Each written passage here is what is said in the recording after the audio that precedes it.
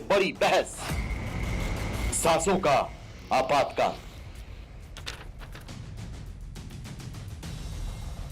और अब सांसों के संकट का विश्लेषण सुनिए। दिल्ली में रोज 700 मीट्रिक टन ऑक्सीजन की जरूरत, दिल्ली का कोटा 480 मीट्रिक टन, सप्लाई इससे इस समय कम है। महाराष्ट्र का नया कोटा 1661 मीट्रिक टन, सप्लाई कम है। यूपी का नया कोटा 753 मीट्रिक टन, सप्लाई पूरी नहीं है। 10 दिन में 1 लाख से बढ़कर 2 लाख केस हुए हैं, करीब 6 दिन में 2 लाख से बढ़कर 3 लाख हुए हैं। इस रफ्तार से जल्द 5 लाख केस हो सकते हैं। अगले 10 दिन भारत के लिए बड़े निर्णायक हैं, यानी आपके परिवार के लिए, आपकी सुरक्षा के लिए बड़े निर्णायक है। इसलिए मैं बोलता हूं आपको कि जरूरी हो तो बाहर निकलिए, क्योंकि सिचुएशन खराब है। आपको अपने परिवार का, अपना ध्यान खुद रखना है। कोई आपका साथ निभाने नहीं आएगा। यकीन मानिए सिचुएशन खराब है, लेकिन फिर भी हौसला बना के रखना है, जो कि बहुत महत्वपूर्ण है। गीता में कहा गया है कि अगर वो दिन नहीं रहे तो ये दिन भी नहीं रहेंगे। तो इसलिए मेरा मानना यह है कि सिचुएशन खराब है, लेकिन कोई दिन परमानेंट नहीं होते जीवन के अंदर। बढ़ता हूं मैं आगे। मेरे साथ आज कौन कौन मेहमान जुड़ रहे हैं। रोहन गुप्ता मेरे साथ हैं, गौरव भाटिया मेरे साथ हैं, जिसके ऊपर इस समय बहुत जिम्मेदारी है केंद्र सरकार में। मेरे साथ अवनीजय अवस्थी हैं, मेरे साथ इस चर्चा में जुड़ रहे हैं आम आदमी पार्टी के नेता प्रवक्ता भी, मेरे साथ टीएमसी से भी नुमाइंदे जुड़ रहे हैं। लेकिन मैं सबसे पहले गौरव भाटिया, मैं आपके पास आता हूं। गौरव भाटिया, विपक्ष कह रहा है गलत हो रहा है, आरोप लग रहे हैं कि सरकार ने तैयारी नहीं करी। मैं आपसे आज एक सवाल पूछना चाहता हूं, आपको दिख रहा है जो कुछ इस समय देश में हो रहा है? गौरव जी। अमीश जी, देखिए, आज प्रधानमंत्री जी दिन रात ये सुनिश्चित कर रहे हैं कि चाहे ऑक्सीजन सप्लाई, चाहे बेड की संख्या बढ़ाना हो, चाहे वेंटिलेटर, ये कैसे सुनिश्चित किया जाए। हर हाँ जी, भेज दूं। आप आप कहते हैं पश्चिम बंगाल की रैली रद्द है और कल 3 लेयर की मीटिंग है, तो ये अपने आप में दर्शाता है कि हमारी प्राथमिकता भारतीय नागरिकों की जान बचाना है। ऑक्सीजन पे आपने चर्चा रखी है और वो एक बड़ा महत्वपूर्ण विषय है, इसलिए मैं बता दूं कि ऑक्सीजन सप्लाई किस तरह से हर प्रदेश के पास पहुंचे, इसके लिए प्रधानमंत्री जी ने बैठक करके एक एम्पावर्ड ग्रुप बनाया है। और दिल्ली का उदाहरण दे देता हूं, और बाकी प्रदेश का भी आप कहेंगे तो मैं आपको आंकड़े दे दूंगा।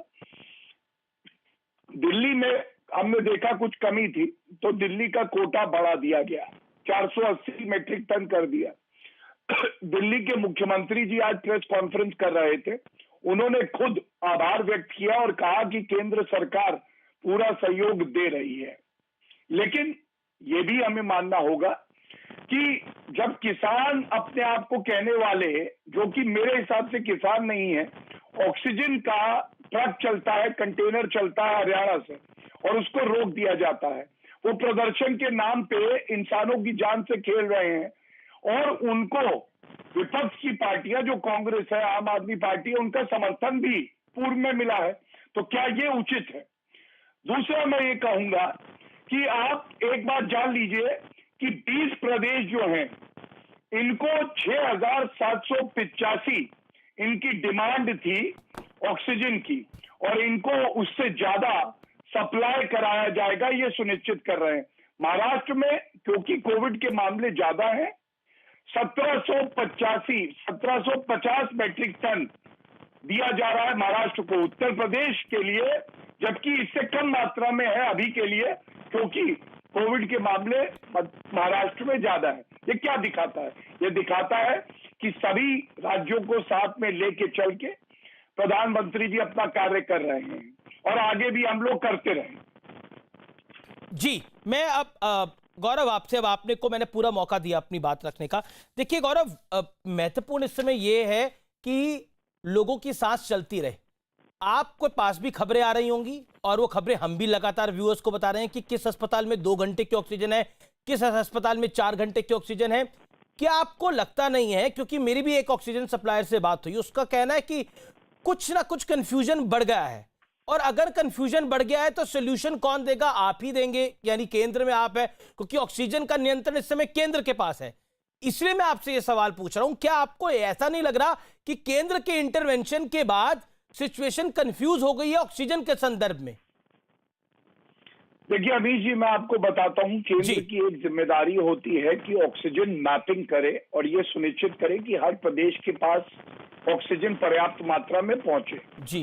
और आप भी ये मानेंगे कि हर नागरिक का ये हक है कि उसको ऑक्सीजन मिले और उसकी जान बचे, वो किसी भी प्रदेश में क्यों ना रहता हो। लेकिन 3 दिन पहले का मैं एक वीडियो अभी चला सकता हूं, लेकिन मैं राजनीति नहीं करना चाहता। अरविंद केजरीवाल जी से पूछा गया, पत्रकारों ने कहा क्या आपके पास पर्याप्त मात्रा में ऑक्सीजन और बेड है? उन्होंने खुद कहा है और आज वो कह रहे हैं शॉर्टेज है। तो किसी की कमी नहीं निकालेंगे, लेकिन हाँ, एक बहुत ही जिम्मेदार सरकार होने के नाते हमें यह सुनिश्चित करना है कि आज ऑक्सीजन पहुंचे। और जब हमारी बात हो रही है ना, मैं दिल्ली हाईकोर्ट का जो आदेश है उससे ही आपको पढ़ के एक बता दूं कि ये जो दिल्ली को है, कल 200 से 250 मेट्रिक टन ऑक्सीजन मिला और आज उनको बाकी ऑक्सीजन भी दिया जा रहा है जो 480 मेट्रिक टन है और बढ़ा हुआ मात्रा जो केंद्र सरकार की एम्पावरमेंट कमेटी ने तय किया। और इसके अलावा कुछ अस्पताल थे जिनका नाम ऑर्डर में भी है, Max hospital Patparganj, Max hospital Shalimar Bagh, Moolchand अस्पताल है और भी अस्पताल है, इनको भी सप्लाई सुनिश्चित कराई गई है। तो बड़ी जिम्मेदारी से मैं कहता हूं, जो दर्शक आपका कार्यक्रम देख रहे हैं, कि ऑक्सीजन की किल्लत हम नहीं होने देंगे। हमारे देश के फेफड़े मजबूत है, नेतृत्व मजबूत है, हर नागरिक को। लेकिन गौरव आप ये कह रहे हैं हम ऑक्सीजन की किल्लत नहीं होने देंगे, लेकिन ऑक्सीजन की किल्लत हो रही है गौरव। हम इस समय जब हम बात कर रहे हैं तब भी किल्लत है, तब भी किल्लत है। मैं आपको अस्पतालों के नाम बता देता हूं। एक्शन बालाजी अस्पताल पश्चिम बिहार, ऑक्सीजन की किल्लत है। मैं आपको अस्पतालों के नाम बता देता हूं। दिल्ली के ऐसे 10-15 अस्पताल है जहां पर ऑक्सीजन की किल्लत है इस समय। अमीर जी, आपकी बात को बिल्कुल मैं गलत नहीं, मैं नोएडा के आपको अस्पताल बता रहा हूं, उनकी किल्लत, ऑक्सीजन की किल्लत है।